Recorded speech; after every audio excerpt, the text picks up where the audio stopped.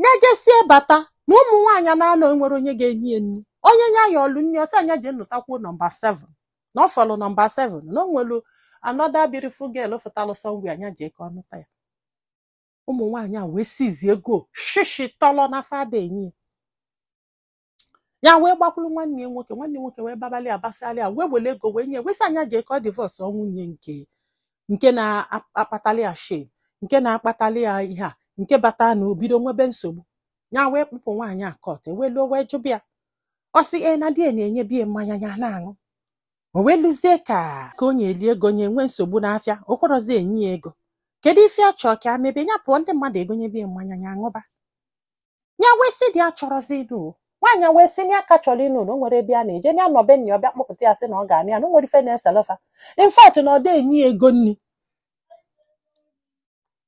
kot wee sị ya na ọ bụ na nwaanyị asị na ọ ga-ejebe na ị chọrọzi na ị ga na-akwụ ya child support ka o wee na-enye ụmụ ya nri o yes na ị ga na-akwụ ya child support ka o wee na-enye ụmụ ya nri ọ sị m ewee kpebe ihe a kpegide kpebie akwụgheli ọ na-asị ya kwa ị na-anụ nwaanyị ise ya wee sị ndị kot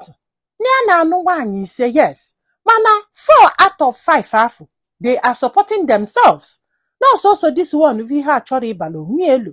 o wee sị ya yes na mmadụ niile arara ịra na Chukwu nye gị 4 wives ijekwe for number 5 ebe afọ ka nọ wee kọbazalụ fasifa n'ọkwanụ onye nya nụtalụ nye invest here on that person o mepe ọfụma to take care of ụmụ ya na ife ya na-eme ọsị m nne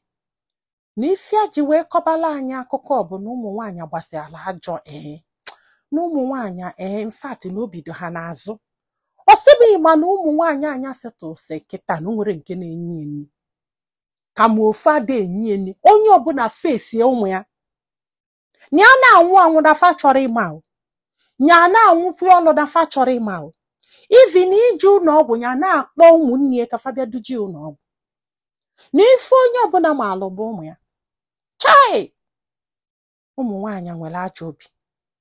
ọ sị m na ya kpegidere ikpe until ya na nke afọ divorce nke ahụ jebele onwe ya na nke afọ ejebegolo onwe ya mana kọtụ gwara ego na ya ga na-akwụ ya every month na ya na-akwụ ya na ya da emezi ọfụma na ya brọzikwa ụmụaka mana emere ike ijesie bata onye na-anụ nwaanyị nọ ka o nwee nke ga-esi nri nye na wegatọsịa good morning wegatọsịa good morning njewel fia mezi kịta na obele shop ka ya mepee n'iru bie na-ele mago na-ele ụmụ obele biskit sweet chingom na ndị otie na ọ bụrụ na ozuru olie o ịghọta na ozu olie mana onye gwe ya na atọ 4 wife ya setụlụ na-eme ọfụma na o nwere onye ga na-enye ya nri na o nwere onye ga-akị ya afọ nyanwa na o nwere nke ọsị m na ụmụ nwaanyị agbakọtazili ọnụ kwụlụ ya na ya gbara mafa na-emeli emitin n'azụ o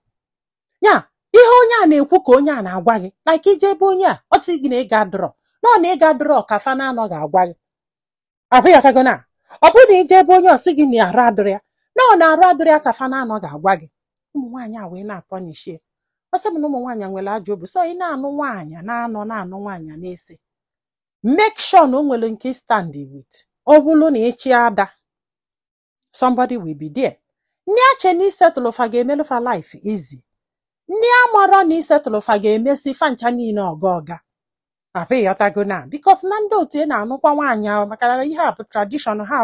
mana dị ụtọ na ọfanwa na-enye ha nri ha dulo ya nke e wee si otu wee dụ nwesị ya ihe a niile melụ na o nwere nwaanyị onye Igbo isi ka ịnụtakwa otie na ọkwa ibiri n'ala Igbo na-azụ Igbo ọfụma ere eme na o nwere ofu nwaanyị onye Igbo isi ka ọ sị bụ na ị ma na ndị be anyị n'eziokwu na anyị na-anụ nwaanyị na-abọlị tọba na ọ na-afịa arụ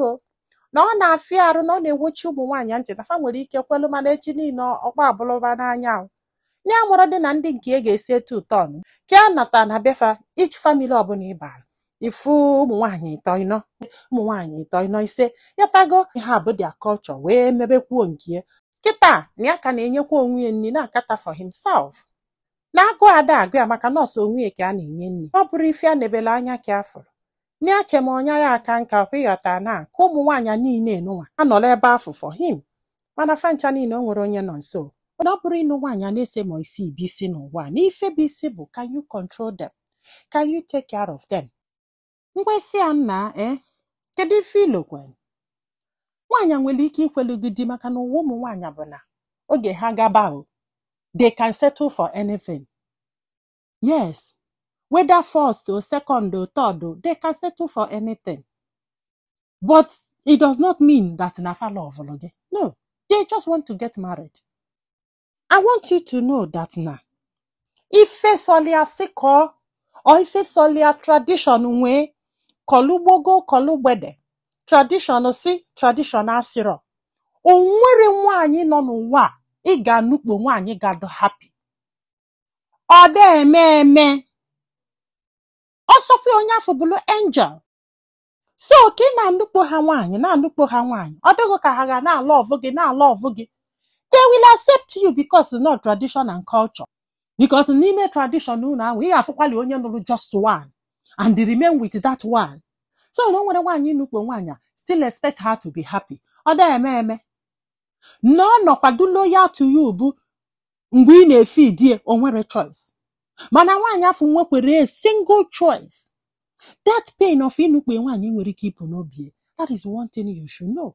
Whether ma mbụ Igbo, ma mbụ Yoruba, ma mbụ Hausa, ma mbụ Fulani, nwere nwaanyị inukpe nwaanyị ga-adọ happy. Ọ bụ na onye afọ sị gị na ya dọ happy. Unless ma na o nwere ife ọ ga-elite na nwaanyị afọ, maybe ọ mụtara nwa, or maybe na ọ chọrọ ịhapụ gị.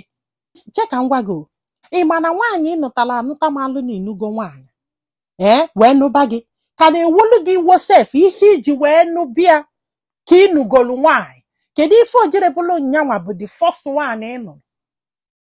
Oh yes. Anya bụrụ goose akpọba n'afịa ọ ga-abụ ịnọgide ijegolu. Yes, we are human beings with feelings. Kasi na ịgwa m na all this ụmụ nwunye gị kịta anụnwa na ị nwere ike ịkọwa ụdị life ha na-ebi because o nwere ka gị nwa at your age satisfy you nwe 5 women, even 4, 3 self. Ọ bụ na nwaanyị amụtarala gị nwa oke ị chọrọ, it's a different case. Mana ịnụ nwaanyị na-abụ ịtọ maka na a na-anụ ife mfu dị abụ ndị nsogbu. Manụ na-ejili ife mfu wee judge ndị be anyị. Daalụ nọ ka ọ dị n'ụbọchị ọzọ.